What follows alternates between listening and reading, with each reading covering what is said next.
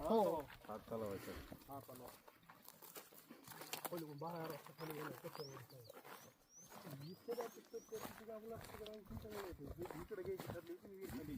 नाही तलाव होतं रे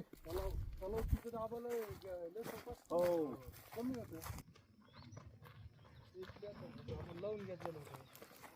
चावी नाही का आणली 5 वायर मध्ये कमी नाही 5 वायर कसं काय 2-3 मोटर आहेत आपले 3 मोटरच नाही तर 3 मोटर हे 5 वायर ही 5 वायर इकडे मोटर पर्यंत आहे ना इकडे नाही नाही आहे इकडे पाण्यापर्यंत जिथवर दिसतं तिथवरच कट केलं त्यांनी बघून आलं